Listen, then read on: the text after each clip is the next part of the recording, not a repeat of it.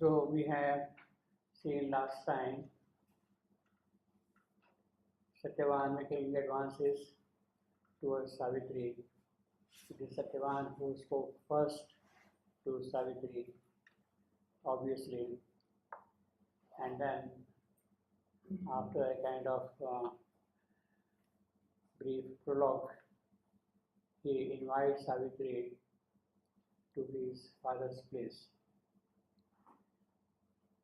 Enormous whispering, many formed around, high forest gods have taken in their arm the human arm, a guest of the century form. He shows that here or there, behind these trees, the hermitage where my father stays. And then he says, apparel the mounts in gold and green. In the morning, the whole thing is green and beautiful and golden. Sunlight and shadow tapestry the walls. So this is a kind of a natural description of the sunlight and shadows falling on the walls. It is not the description of a palace wall, palace hall, where you got curtains and tapestries and beautiful ornamental things and all that. He says, well, nature is presenting to me all those beautiful things here in this hermitage. Apparel in the mounts in gold and the sunlight and shadow tapestry the wall to make a resting chamber fit for thee. So he is inviting her to his father's place. Yes, you can come and stay there and be happy in that place. So that is how he is attracting her to the place. But actually, what happens is something different in the sense that sunlight and shadow tapestry the walls to make a resting chamber fit for the resting chamber fit for the Savitri at this particular instance does not really enter the resting chamber, does not enter the house at all, you see. He shows some little distance, well, this is the place. And then she returns from that place back. She says, look, we have met each other, and I must now go back quickly and tell my father that yes, I have found a one whom I would like to be with in my life. So she did not really rest there, although he is inviting her, the hermitage, to make resting chamber fit for the. Well, of course, in the first meeting, it doesn't happen that she enters into the house there. She doesn't really enter at all. But resting chamber would mean, well, this is a suggestive way of saying, yes, we'll be together, we'll live here in this house together, and we'll be happy in this particular place. That's what it means.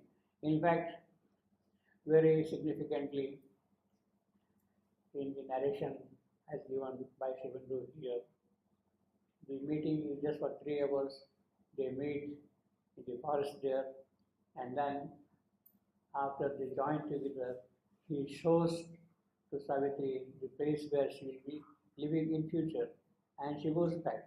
Means the meeting lasts just for 3 hours roughly, and then at noon time she goes back to the palace, which is very significant. Normally,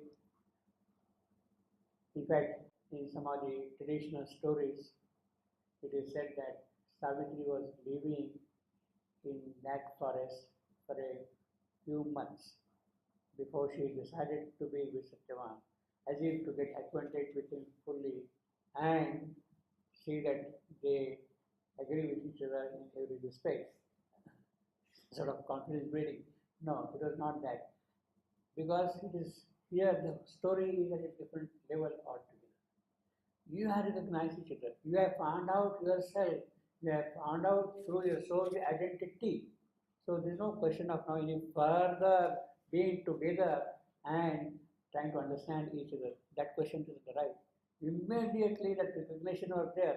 Yes, we have been together through lives and lives. It's not for the first time you are meeting, something has awakened in them, the spark of love has kindled something in them, and they have understood, yes, we have been together. So there is no question of Savitri staying for it, not even for a day there. She just walks back, so to say. That is very good. Therefore, she goes quickly here. And then awhile she paused as if hearing still his voice, unwilling to break the charm. Then slowly spoke. That is Savitri in response to Satyavan's introduction, advances. She first remains quiet. She is kind of absorbing, assimilating what he has been saying, as if the whole thing is sinking into her soul. Yes, yes, yes. And she is contemplating, musing, absorbing all that he is saying to her. And therefore, musing, she answered, I am Savitri, princess of Mathura. Who art thou? What name musically on earth expresses thee to men? See, short, quick sentence, sharp sentences. I am Savitri. Finished. Very sharp, quick. Princess of Mathura. Again, very short sentence. Who art thou? Immediately, yes, yes, we have been seeing here now, mate. Who are you? Where are you coming from and all that? What name musical on earth expresses thee to men? By what name you are called amongst your colleagues, your friends, your peers, your elders? What is your name? That is what she is asking him immediately. So very sharp, quick, brief sentences in contrast to the long speeches which Satyavan was making. She is very brief and very sharp. And Savitri, princess of Mathura. She has introduced herself as one coming from the kingdom of Mathura. In fact, that is where Savitri was born. Now, Mathura is a difficult place to locate. Google Map use some kind of a location of the old Mathura. But basically, I believe, according to a small hint brought by Shebandhu in Savitri says, Alakananda's waters flow. It is as if it is on the banks of Alakananda. Alakananda is a river. Alakananda. Alakananda. Alakananda. That is the name of a river. It is a river which joins Ganges in the lower Himalayas. In the lower Himalayas, it joins Ganges. And the confluence where Alakananda and Ganges meet, that place is called Deva Prayag.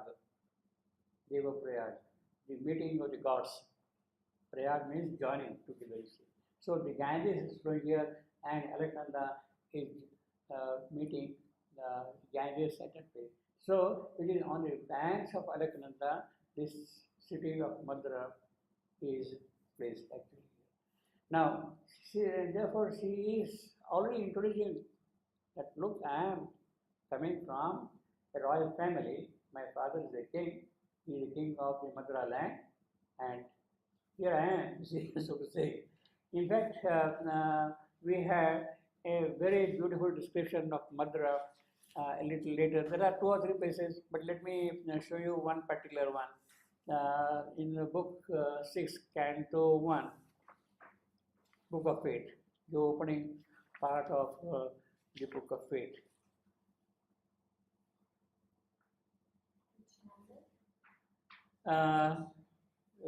Sentence number 106.14. 106.14. Now here the description is pertaining to the arrival of Narad from heaven.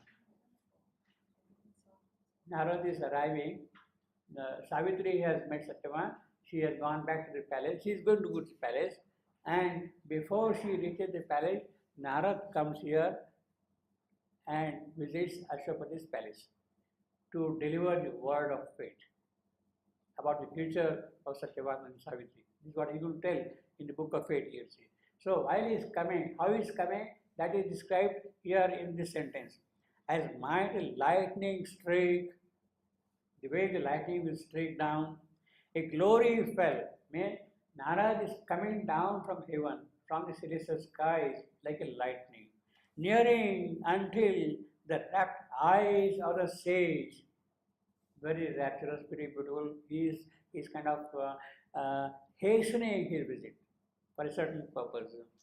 Looked out from luminous cloud and strangely limbed, his face a beautiful mask of antique joy, appearing in light descended, where arose King Ashwapati's palace to the wind, King Ashwapati's palace to the wind, in Madra, flowering up in delicate stone, flowering up in delicate stone. That is the description of Ashwapati's palace. And it is there Savitri has grown up. In contrast to that, Satyavan is telling, apparel the moss in gold and green, sunlight and shadow, tapestry the walls to make resting chamber fit for thee. This is what we have got. The contrast between the palace and the hermitage where she will be living in future. In Madra, flowering up in delicate stone. So it means it is a very artistic place, very beautifully built on the banks of Alaknanda. Purity of nature is there. And well, there are a couple of more descriptions also in Savitri about Madra, but that we can see later on. So now, therefore she says, I am a Madran. I am coming from Madra. She is not disclosing here that she is the daughter of King Ashwapati. She is simply saying that she is a princess of the Madra country. In other words, it is understood that people know around that the ruler of the Madra country is King Ashwapati. She did not therefore explicitly state that, you see. Musing, she answered, I am Savitri, princess of Madra. Whom art thou? What name musical on earth expresses thee to men? Now, see, mark these three lines and the forcefulness with which Savitri is asking these questions, introducing herself and quickly also answering this question. The poetry is of a different kind. See, for instance, you compare the previous sentence. A while she paused as if hearing still his voice, unwilling to break the charm, then slowly spoke. There is a different rhythm there. And here, musing, she answered, I am Savitri, princess of Madra. There is a kind of an authoritativeness in the voice. A power is there. See. Who art thou?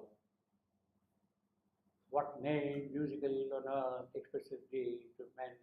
Now, from the metrical point of view, all these three lines are starting with a strong syllable. Music, princess, musical. And then it stops. Music, she answered, I am Savitri. That is the beat. Music, that is talking, long, short. She answered, short, long. I. Again, almost name. And Sa, and Vitri, a period. So it starts with a powerful syllable, music, she answered, princess of Madra. It starts with a forceful opening of the sentence, music, princess. Again, it is a talking. So, well, in fact, yeah, it's a talking. Princess of Madra, who art thou, what name? That is how it goes. Musical. Musical is a dactyl. So, in the first two lines, you have got talking, long, short, then the third line, short, long, short, musical on earth expresses thee to men. So, see, the poetic technique gives the force also to the language and the emotion and the message she is trying to convey. The royalty is brought out very forcefully by this poetic technique itself. That is the art of the poetry. And then again now, what triumph of kings, what are the fortunate streams has flowed at last upon one happy branch. See, here the meter is different compared to the previous sentence. See. what trunk of canes, water, like fortunate stream. So, yes, she is comparing him with a tree, majestic tree. And what are the rivers? What is it? Which is the river on which this tree has grown? And on that one branch is flowering up here, or that tree has flowered at last upon one happy branch. Now, see, he says, has flowered at last upon one happy branch. This is, of course, a very plain description of the tree, and she is going around and seeing, and suddenly she is a very happy tree there, and very strong, sturdy kind of a tree also there. But she says, at last. She has already indicated by saying that, well, I have been going from place to place for months and months and months. I have not found anyone so far. But at last, here is one. She is already suggesting him that at last. That is the power of poetry, you see. That's the beauty of poetry. How suggestively every word is kind of utilized for a certain purpose. At last, she has been in a quest for months. Therefore, has flowered, means her labor, so to say, has borne fruit. It has brought the flower of, as a gift to her, has flowered at last upon one happy branch. Why is that dwelling in the pathless wood? She is now questioning him. Very imperious lady, very authoritative lady, very dominating. Why is that dwelling in the pathless wood? You look so majestic, so beautiful, so strong, so princely, and why you are living in this forest, in this lonely place? Far from the days thy glorious youth demands. I see something very noble and strong, sturdy and majestic in you. Why you are living in this forest, in this lonely place here? Haunt of the anchorites, and us wilder brood. Haunt of the anchorites. This is a place where the recluse would come and stay, where people who had given up their worldly life, they would come and stay here, either they or the wilder brutes, the animals, tigers, deer, all kind of people. They are the people who stay in this forest land here. Why you are living in this lonely place? That is a kind of a natural question to her. Why is that dwelling in the pathless wood? Here there are no paths at all there. Because hardly anybody was there to walk. Hardly there was a plough which was put to soil there. Far from the day that glorious youth demand. You look really very majestic and lofty, and you are living where people who have retired from life would come and stay. You are not retired from life. The whole life is there ahead of you. Why you are here? Where only the witness shall thou roamest. So it is your own soul which is the witness of all these things, and it is that who is accompanying you. You are witness, that is Sakshi, in nature's great unhuman loneliness, surrounded by enormous silences and a blind murmur of primeval calm. Yes, the whole place is calm, calm, calm, tranquil, not a sound of human creatures, unhuman loneliness. Blind murmur, it doesn't see life at all. What you have are only trees rustling with the leaves, the birds, the animals, that is all. Whereas the rivers, murmuring rivers and that, you see. There are no other human voices there at all. Unhuman loneliness. Now, in nature's green, of course, is a green place. This is something which is again very remarkable from the point of view of poetic technique. And we have to really admire the poetry of the artist. He said, unhuman. Unhuman does not exist. It is not a dictionary word at all. it is inhuman. But inhuman would convey a very wrong sense. Unhuman here it basically means that not even one human being is around. So that is a coinage which I got here in the description of it. Unhuman, very unusual, you see. In nature's green, unhuman, which is not human-like at all. There is no human habitation anywhere at all. Surrounded by enormous silences and a blind murmur of primal calm. Perhaps this is the longest sentence she is uttering in a brief talk to Satyavan. Why that dwelling in the pathway wood, far from the days that glorious youth demand, on to the anchorites and us wider brood, where only with thy witness shall thou promise. So who is their companion? Your own soul, your own witness Purusha. That is all. In nature's green, unhuman loneliness surrounded by now silence and the blind murmur of primal calm. Now she is questioning you why? Because she sees something different, very princely in him. And in contrast to that, the whole place is of a different nature altogether. She is of course questioning him. And Satyavan replied to Savitri. And Satyavan replied to Savitri. Now, I think I told you earlier that there are 9 lines in Savitri where Satyavan and Savitri appear together in the same line. This is one of the lines. The name Satyavan and Savitri appearing in the same line. This is one of the instances here you got to see. And Satyavan replied to Savitri. Now he is quickly introducing himself because he has asked a question, a very definite question. In days when yet his sight looked clear on life, King Jumatsena, once the Shalva, reigned through all the track which from behind his tops, passing his days of eminent life in trusting corners the traveler went, turns, looking back toward the southern heaven, and leans his flank upon the musing hill. And Satyavan replied to Savitri, in days when yet his sight looked clear on life.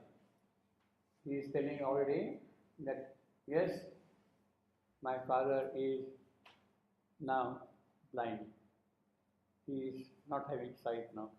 In days when yet his sight looked, when he was having his full eyesight, then he was a king of the Shalva country. He reigned in Shalva country. Through all the tract where behind these trees, what you say here, on the southern side of these trees, it is Shalva land, Shalva country. And it is that country which he was ruling. King Jumatsena won the Shalva, reigned through all the tract which from behind these tops, passing his days of emerald light, in trusting converse with his colleagues, with his subordinates, with his juniors, with his other kingly friends. He was very friendly with them all that, trusting in converse with them. With traveler went, turn, looking back toward the southern heavens, on the southern sides of this place, you see, and leans his flank upon the musing hills. So it is beyond this place on the southern side, in the Shalva country, which is ruled by my father, Jumatsena. Yes? I've never quite understand why Lakshmi introduces a concept of the traveler with wings here. Shalva, the Shalva. He is the Shalva. He is the Shalva. Means he is personifying the Shalva country in the name of Jumatsena.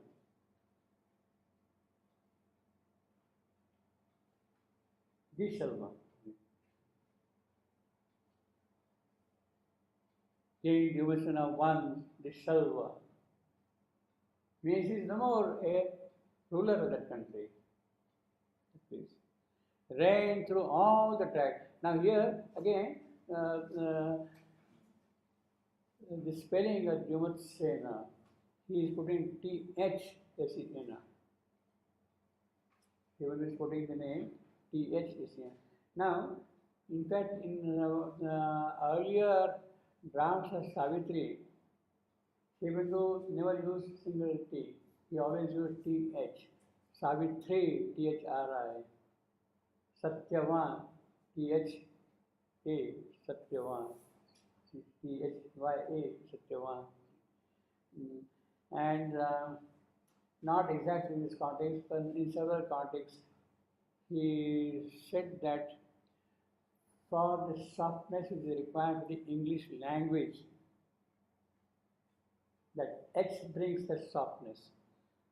In Sanskrit, it will be Jumat Sena, ta, it will be not ta. So there is a kind of a harshness in that. So to make it little soft, you should put H there. Jumat Sena. Satya Savitri is earlier. And King Jumat Sena won the Shalva reign. Now we have here at the back of the book about the significance of Jumat Sena, who Jumat Sena is. Sena means army leader, yeah, Sena. Jumat. Now he says,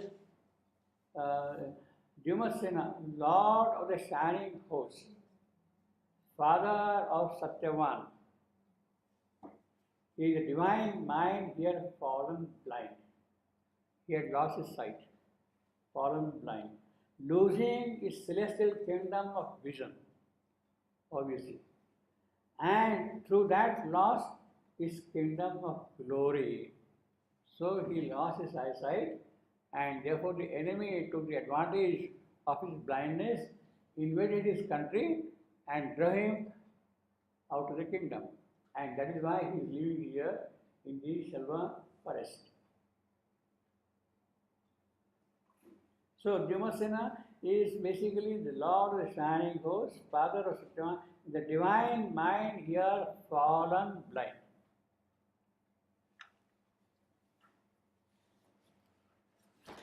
So, Shramila is divine mind. What could be this divine mind? Is it super mind, or is it the level of consciousness between human mind and super mind? Because they are No. diverse. The quality of mind which is no more governed by ignorance. We see things by truth. It has its own function. In fact, we can say that we have every aspect of divine mind, divine life. Yeah. It's not a vital life of the ordinary kind, but having life of that quality of the divine physical, divine mind. In fact, the mind presently is an instrument of ignorance for a certain purpose. Human mind is. Yeah. The divine mind will be the instrument of knowledge. Yes. Of knowledge.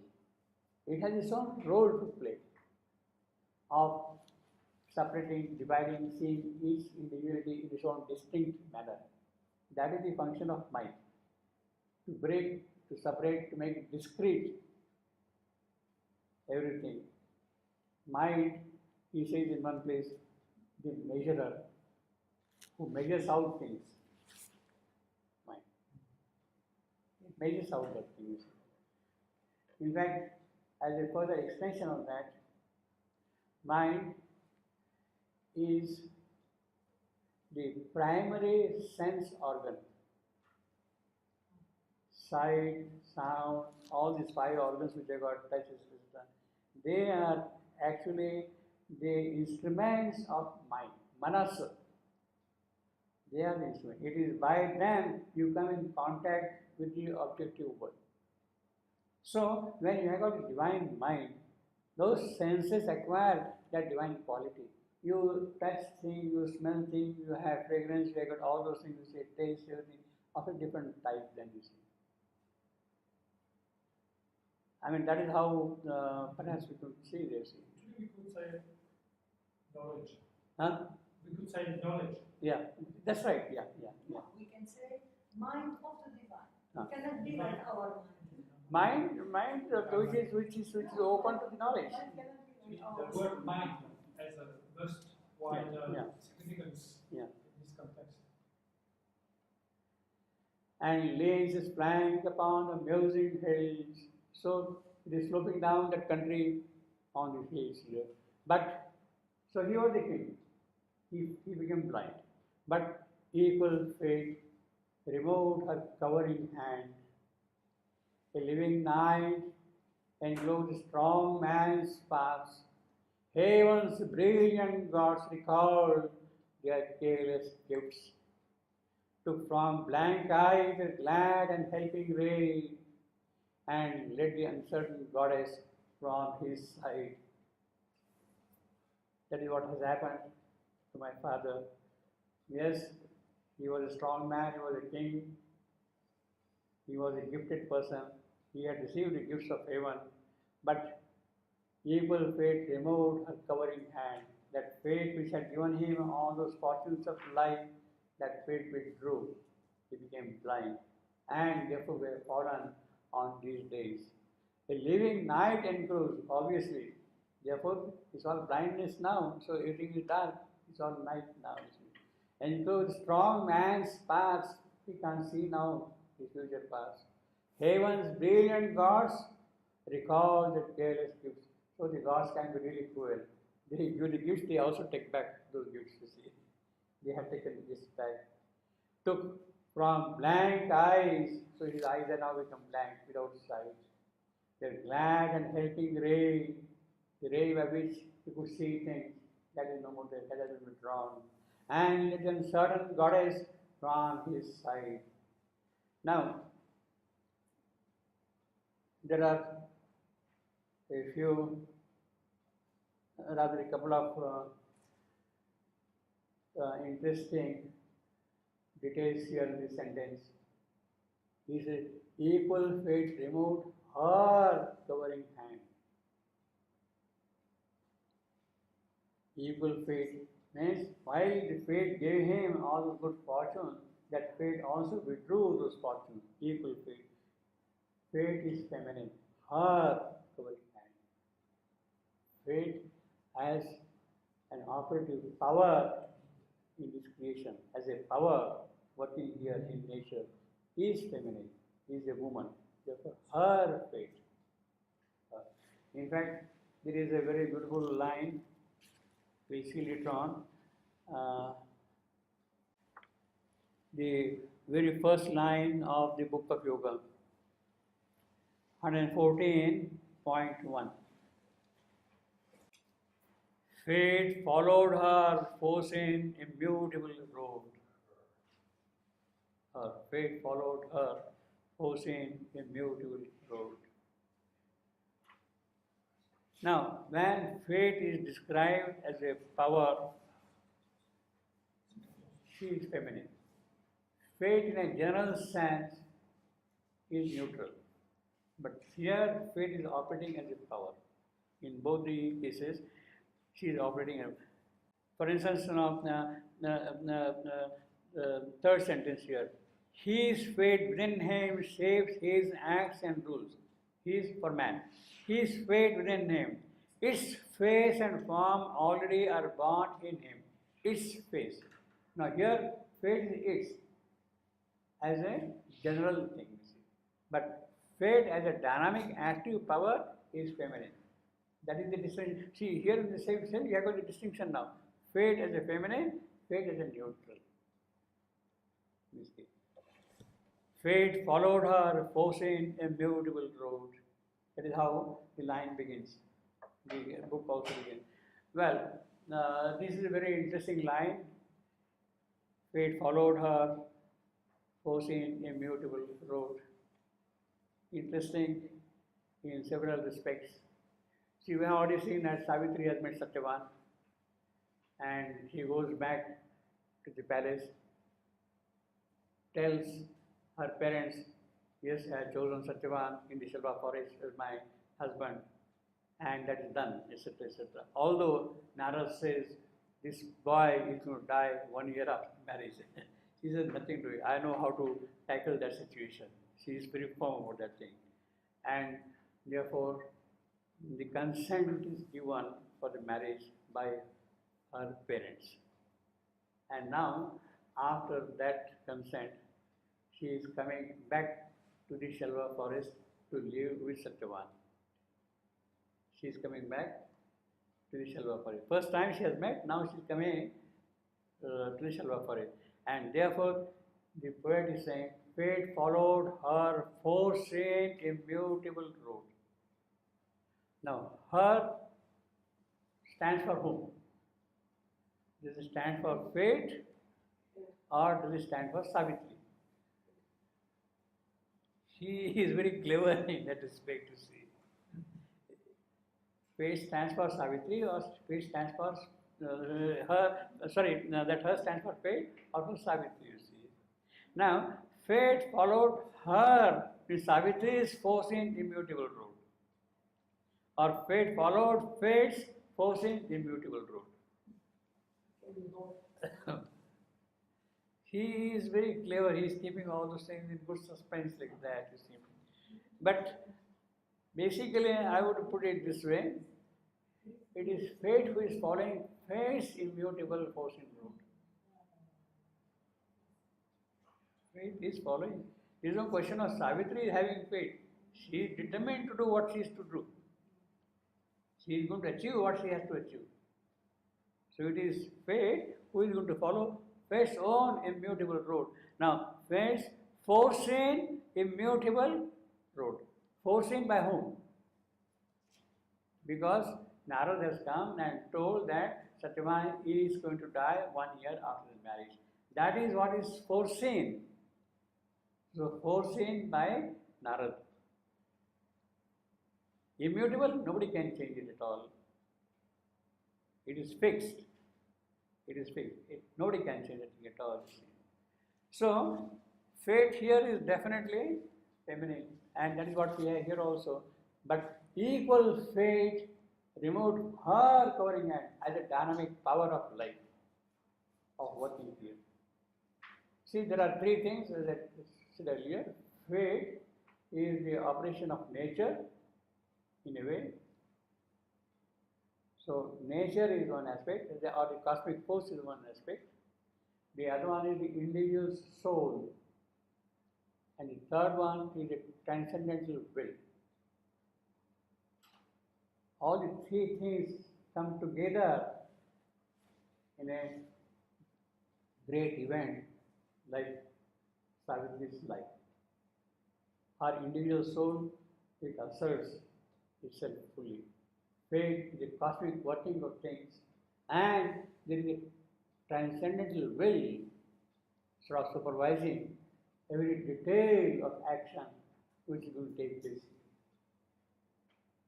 So, although fate might have been fixed that this must happen, yet the action of fate remains unfulfilled in the absence of the action by the individual. The action of the individual is necessary for the fulfillment of the action of the cosmic force fate. Both are important to see. Cosmic fate is determined, is fixed, but individual has to say yes or no or whatever, you see, and participate in the entire process. But equal fate removed her covering hand. A living night enclosed a strong man's sparks. Heaven's brilliant glossy cloud, the careless heaven, took from blank eyes the glad and helping ray, and let the uncertain goddess from his side. Who is this uncertain goddess? Goddess of sight? Goddess fortune. Fortune. Goddess fortune. It is fortune, goddess fortune, who had given him all the gifts. The kingdom, the eyesight, the mobility, all those things. Fortune had given him all those things. And that goddess fortune, she has now withdrawn. Can I ask a question? Why is he actually outcast then from the kingdom? Because he's only blind. Why is there no other arrangement found to? He can still be useful and reign the kingdom. He doesn't need necessarily This is an the exile. approaching. Why is he just because he's blind? He needs to go to the forest. I don't understand. But this is a very beautiful way of saying uncertain goddess. You see, she is described very uncertain always. Goddess fortune. She is what we call in the Indian language chanchala, very swift, very quick moving, going from place to place very rapidly.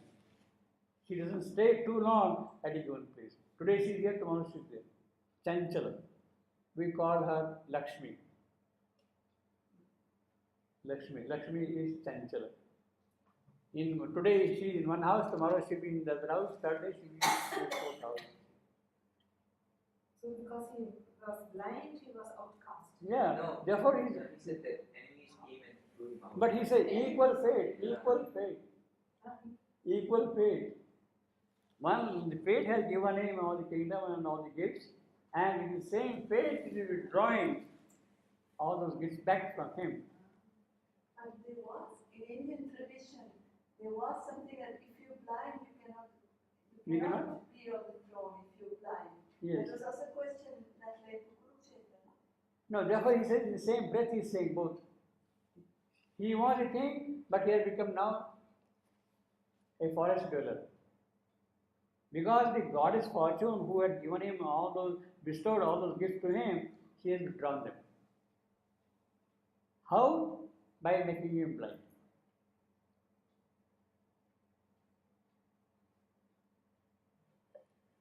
There has to be a mechanism also.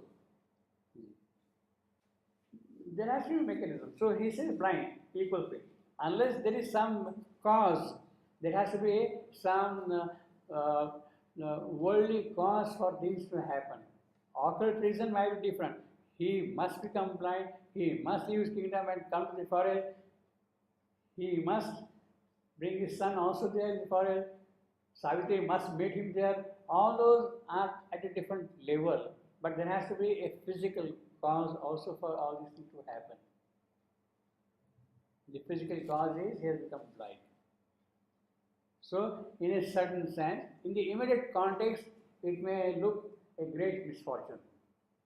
In the immediate context. But in the larger context, it is the design of fate that which is going to bring a greater fortune to whom? To him tomorrow. The fact that he has come to the forest here, immediately you may feel unhappy, etc., all that kind of a thing. But tomorrow, there could be a greater fortune for him, waiting for him. Satyavan is going to meet Savitri, etc., all those things are there. But in the narrative, in the immediate cause, that is how you have to have some kind of a reason. In fact, the same thing happens later on also. Satyavan dies. There has to be a physical cause for death. He must die, of course. This was the day when Satyavan must die. But Satyavan must die doesn't mean much. It has to be done in a certain process. There has to be some physical reason for that kind of a thing to happen. So this is one of the ways by which the working of the nature is getting interwoven with the destiny of everybody here. But equal fate removed her covering hand. A living night enclosed the strong man's palm. Heaven's brilliant gods recalled their careless gift. Took from blank eyes a glad and helping ray, and led the uncertain goddess from his side. Outcast from empire of the outer life, he had become blind. Lost to the comradeship of seeing men, so naturally his friends, they have deserted him. He sojourns into solitude, so he stays here, he stays there.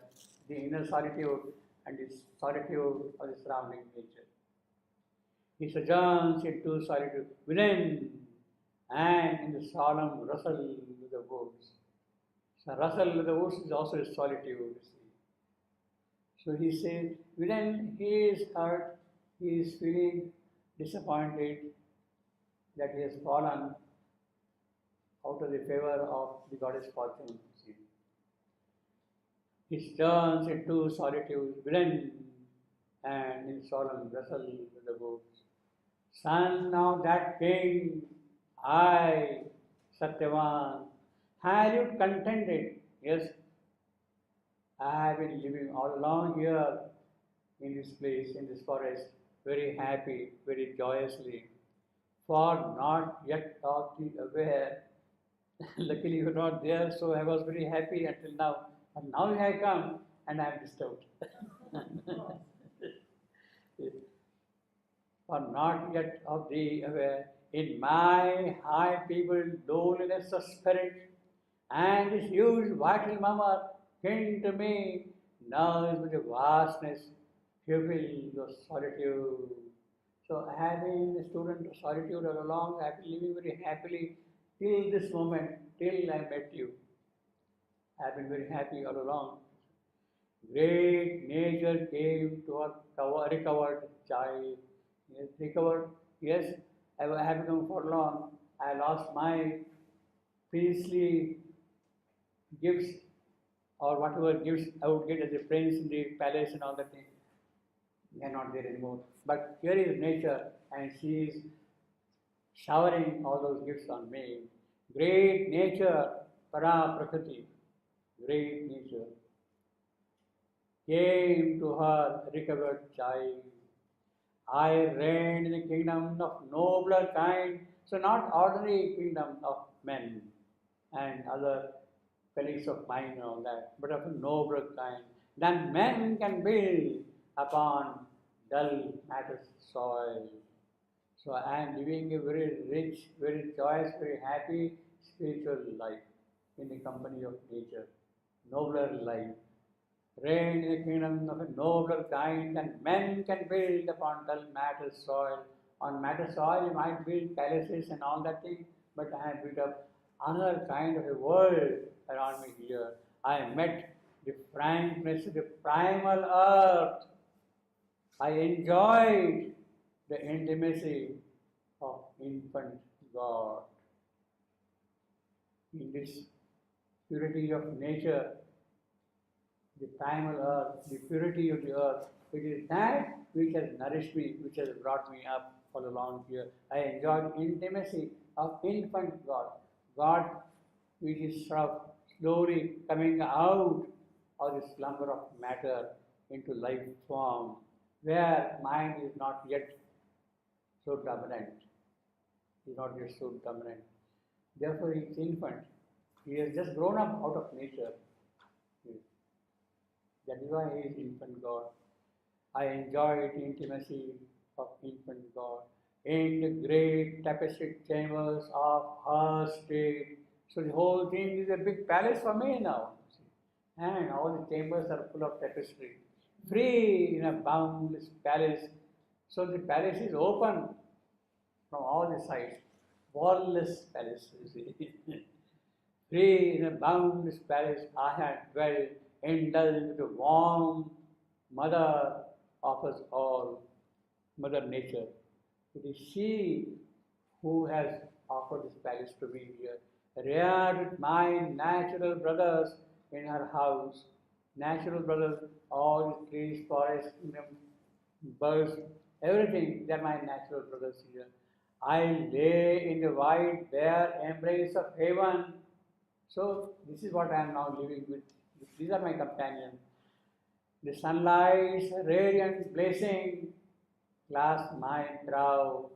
So, he has always the purity of sunlight on him. The moonbeam, that is what happens in the daytime. Night, the moonbeam, silver ecstasy at night, kissed my dim lids to sleep. So, the moonbeam will come and kiss my sleep, and I will fall asleep because of that, you see.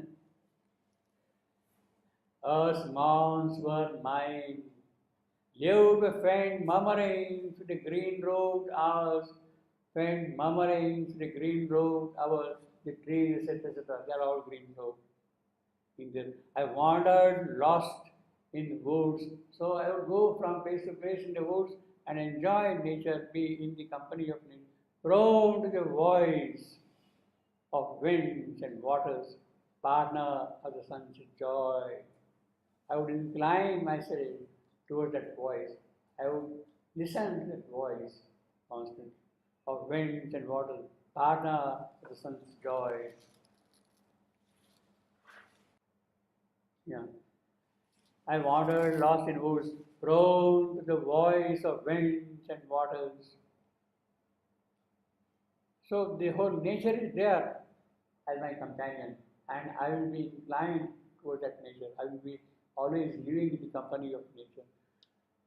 Partner of the sun's joy, a listener to the universal speech, my spirit satisfied within me, knew God like our birthright. So what is my birthright that I come to know? In man of his luxury in our life, whose those belongings are the earth and sky. So what are my belongings? What is my richness? What is that I hold as precious in my life? Earth and sky. They are all my companions here. So this is what he is describing about his association with nature, his companionship with nature. Before fate led me into this emerald world, before I came to the green forest here, aroused by some foreshadowing touch within, something was already sort of happening within me. An early patience in my mind approached the great dumb animal consciousness of earth. So it is that prescience, that foreknowledge, as some kind of a perception of things to happen. It is that which came, and I have become now friendly with the animal. The great dumb animal consciousness of earth, I have understood that. I have become one with them. Now grown so close to me, to have left old pomp, all my priestly fortune, greatnesses, pomps, luxuries, they have been left behind. They are no more there now with me. And I am in the happy company of nature here. To live in this grandiose murmur, dim and vast. That is my glory now. So I come here again. As if a deeper country of the soul, when I am living in the company of nature here, as if to a deeper country of a soul, transposing the vivid imagery of earth through an inner seeing and sense, awakening came. So when I am here in this nature's company, something has awakened in me already. In fact, the sentence would mean, basically the sentence is, awakening came. The essential sentence, the basic sentence here is, awakening came to Satyavan. Awakening came. How? As if to a deeper country of the soul, transposing the vivid imaginary earth through the inner seeing and sense. Those are qualifying parts of the main sentence, awakening came. Grammatically. A vision spell pursued my boyhood's hours. Now he is describing his childhood, from childhood. He came at a very early age. You see. Boyhood, maybe some 8, 10 years, something like that. And he must have been there in the forest, maybe roughly 15, 18 years before he met Savitri, you see, approximately. So he has been in the company of nature for about 15 to 18 years. He has learned everything from nature all around. Means his whole education is by association with nature. A vision spell pursued my boyhood's hour. All things the eye had caught in colored lines were seen anew to the interpreting mind, and in the same it sought to seize the soul. So already the spiritual awakening had come in him. It is not by the ordinary eye that I was seeing all these objects around here. The vision spell pursued. All things the eye had caught were seen anew. Yes, I am seeing them with a different vision now. Vision of not interpreting mind. but of intuitive perception of things, what that is. Suddenly I would see what is there behind all these things. And in the shape, it's sought to see the soul. So I don't see the form, the outer structure, the mold, the shape. I don't see that. I see what is there behind that thing, what is there inside that form. To see the soul of things, the objects. It is that which has wakened in me. An early child God took my hand that held. So he is now growing up, and therefore it's a kind of a transferred description to a child God. You see, as if a child God is taking you around, you see. Basically, it is a child who is being taken by God, you see. It is a transferred description. An early child God took my hand that held, moved, guided to the seeking of his touch. Bright forms and hues we spread across his side, limned upon page and stone, which spoke to men. So they are been sharply carved round, and he is that carving on stone. He is himself a sculptor. Later on we see that he is a sculptor also, Satyava. And he sees everywhere something sculpted in his image. Limned upon page and stone. The whole thing is a page for me, limned on that stone or on a piece of stone, where I can see the figure very distinctly. And spoke to men. It is that which is speaking to men. High beauty's visitants, my inmates were. So all his visitants, trees, flowers, birds, animals, everything, they were my inmates. They have been my companion, and they are the visitants of beauty. They love beauty, they love joy. And now he is describing what those those visitants are. The name, pride of rapid life that roams windmen through our pastures. So it can be lions that are bright mane, it can be horses, it can be animals, named pride. Pride, a group of lions, that is a pride. Named pride of rapid life that roams windmen through our pastures. On my seeing mood, cast shapes of swiftness. So when I see them, what do I see them? They are rushing very rapidly in front of me, these animals. Trooping spotted deer. So named pride is one type, the other one is trooping spotted deer. He sees a crowd of deer now. Again, the vesper sky became a song of evening to the silence of the soul. So in the evening when I see the group of deer, it becomes a kind of an evening song, a prayer in the evening. Of evening to the silence of the soul, to whom? To the silence of the soul. That is the song. And then we have here, I caught for some eternal eye the sudden kingfisher flashing into a darkling pool. He is describing his companions. He is describing pride of lions.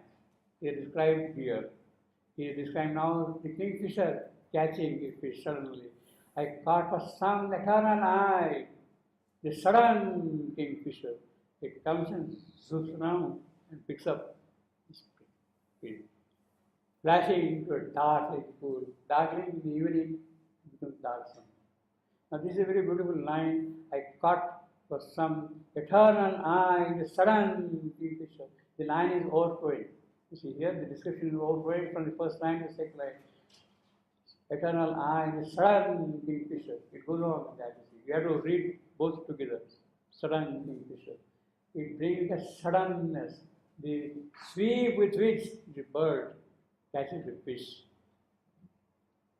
That is the power of his swiftness, which is kind of that enjama is very powerful here. See, running line, one line flowing into the other line, enjama.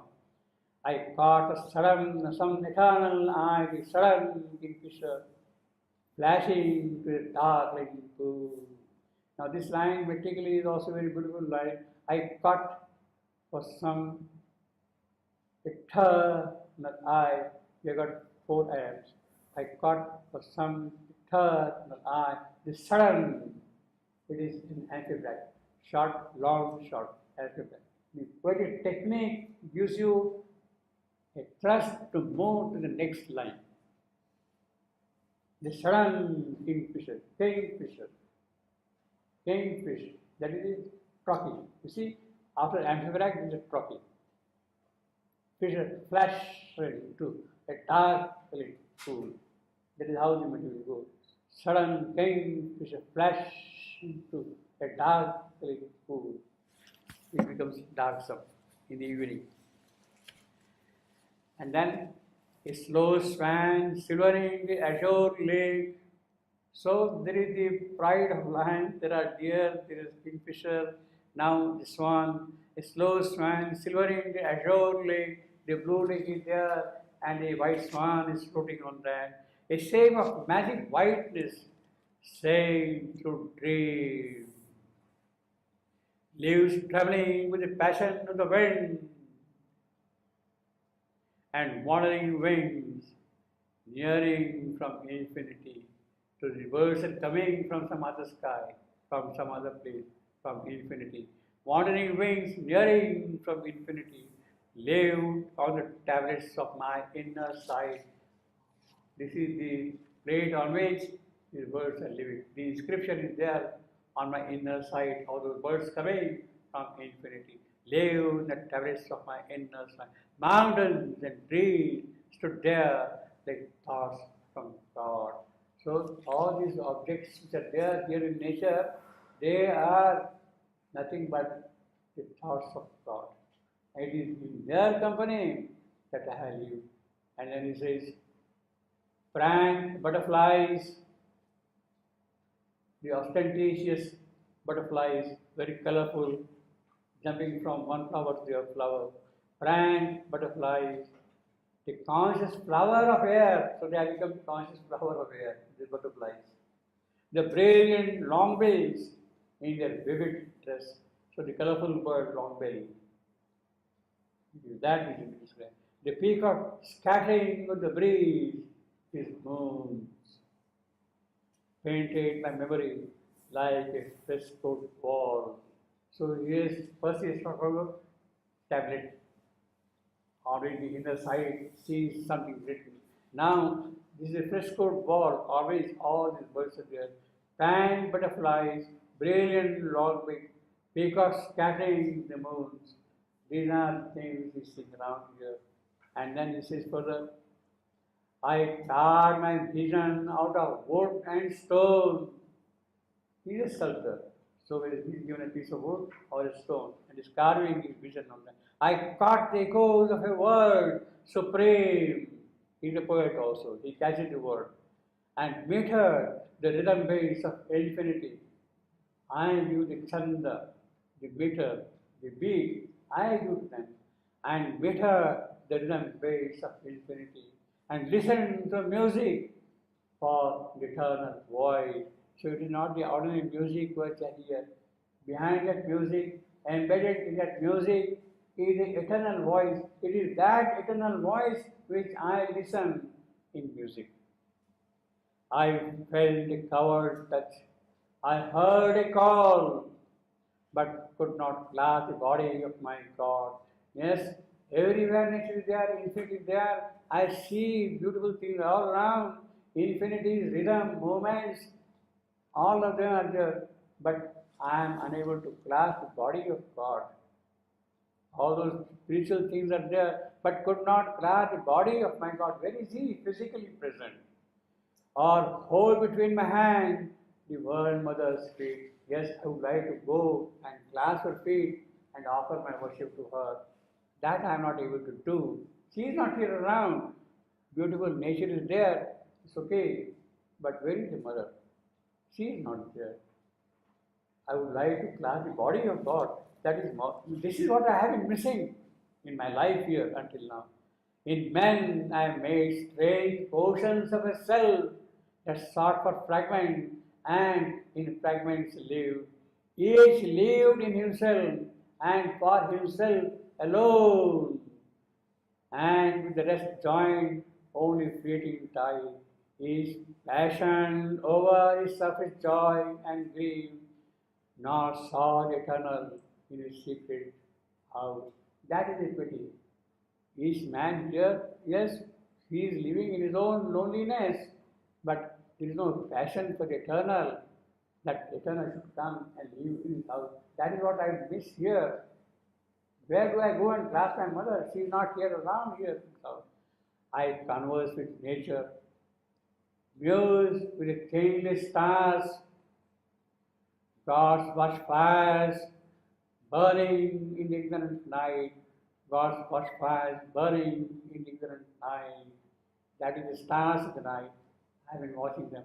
And saw upon the mighty visage fall a ray prophetic of the eternal sun. Sometimes I see, even on this nature, a prophetic ray falling here. And then he says, I sat with the forest sages. There are rishis here around. There are great economists, spiritual people around here. I sat with them. I have been with them here. They are poured awakening streams of diamond light. I claim the presence of the One in all. Claim the presence of the One in all. That is the great Vedantic experience this boy is already having in the company of those spiritual rishis, in the company of that nature, with that association, with that identity with nature. He has already the experience of the presence of the One in all. Now that is a great experience already Satyavan is having. I claim the presence of the One in all. Now, One in all is of course one aspect of it. There has to be also the aspect of all in one. He is not speaking of all in one. It is that which is not there at the moment. One in all, yes, I see everywhere. The self, everywhere is all pervasive. It's a great Vedantic experience. But still, there lacked the last transcendent power, and matter still slept empty of its Lord. Yes, spirit is there everywhere, but matter is not in possession of its Lord. Lord should come and possess. I am not able to clasp the body of God. Matter, where God should be present, in that matter God is not there. That is what I am missing so far. The spirit was saved, the body lost and mute. In other words, he is showing the sharpness of the spirit and matter as being separate. The dichotomy which is there between spirit and matter. All great spiritual things I have, but what about matter? Is matter, this material world, for nothing? Does it not have a purpose to serve here? And matter still slept empty of its Lord. Matter must awake to the will of the Lord and express the will of the Lord. Must house the Lord. The spirit was saved. Obviously, I am mukta, I am free, I am liberated.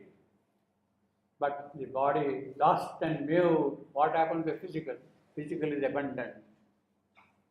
That is my tragedy, my shortcoming. The spirit was saved, the body is lost and mute. Live still with death and ancient ignorance. The inconscient was his base, the void is fate. That is what has happened to matter, to the body, the physical. He is already heading towards something which will bring solution to this matter. He is in search of that thing. He is in quest of it. He is not getting it. Nature, yes. The spiritual people, yes. I got the experience of one in all, yes. But what about the other experience? That is missing. But thou hast come, and all will surely change. That is the greatness of Shivananda's poetry. Yes, Savitri has come. Where is the solution? Where is the link? Where is the connection? Who is the golden bridge between spirit and matter? That was missing. Spirit, I have seen that thing. Matter was left unattended. But you have come you will build up a ladder between spirit and matter. You are the bridge. Thou hast come. And all will surely change. So he has already the confidence. Now, where from that knowledge has come to him? He is, of course, already a spiritual person. He is already an awakened man. He has spiritual realization of one and all. But that knowledge is not going to give him this thing that Savitri will also bring, the other greatness which he is seeking for. This knowledge, thou hast come and all will surely change. This knowledge has come to him because the power of love which got awakened in him the moment he says Savitri. The moment he says Savitri, the power of love got awakened in him, not his spiritual realization, not his spiritual experiences. Yes, they are all there. But suddenly he sees that, yes, here is a person who will really fulfill the other part of my life. And that knowledge has come to her because the power of love got awakened in his soul. And it is that which is expressing you. Thou hast come and all will surely change, surely change. You see, that definiteness comes out of that concreteness of love, power of love.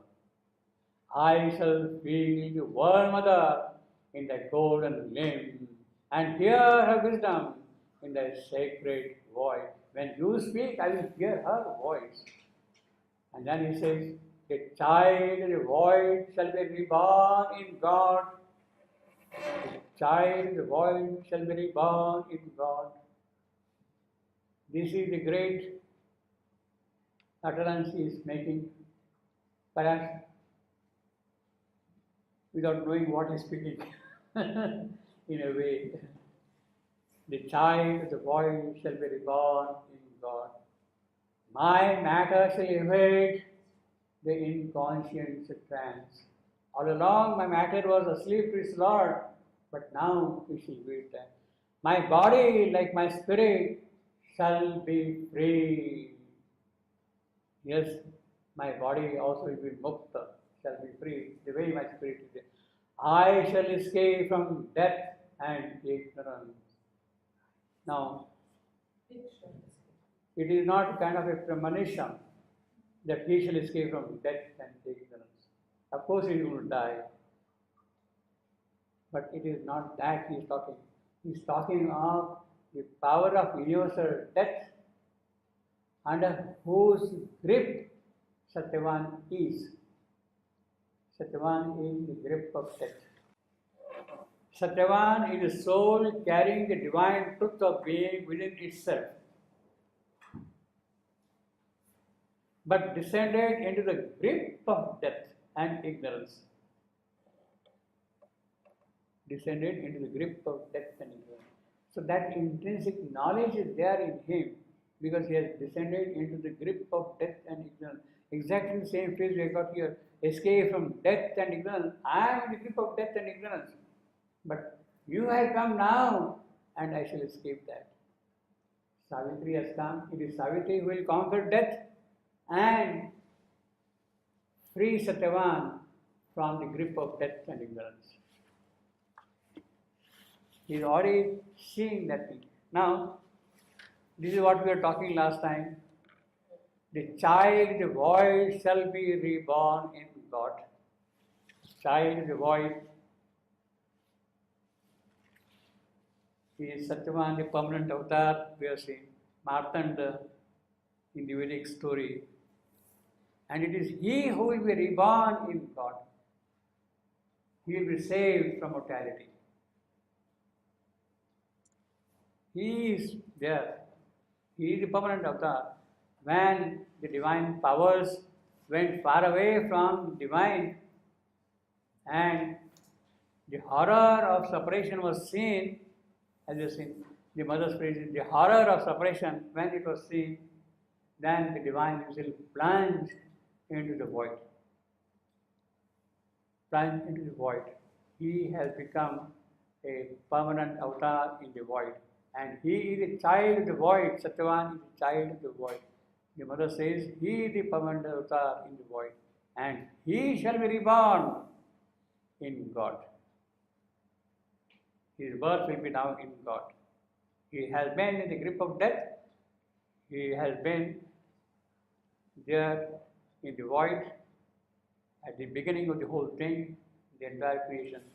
The other phrase, other description is, according to the Indian Puranas, the description of Vishnu in the void. Vishnu in the void. The inconscient Vishnu is called inconscient Vishnu. And he is sleeping on a 1,000-headed serpent. All the energies are condensed and they are forming the couch for him, and on that couch Vishnu is sleeping. He is permanently there. It's a very perfect description. In other words, the divine being has stationed himself there with his power supporting him there in the inconscience. And it is out of that he has to wake up and carry the evolution forward. The evolution has to be carried. All of the energies has to wake up, and then that inconscient Vishnu will be reborn as true Vishnu, God, reborn in God. Satyavan will have new birth, new creation will begin with that. So all these mythological stories, the Puranic stories, they have a kind of a coherence in their description and in their vision also everywhere. It is the same kind of a thing here. So the child, the boy shall be reborn in God. It shall escape from death and ignorance. My body shall escape from death and ignorance. That is the work of transformation. And how it is going to be done? How it is going to be done? Because thou hast come and all will surely change. The work of transformation, yes, it is you who will do it. You have come and it will be accomplished.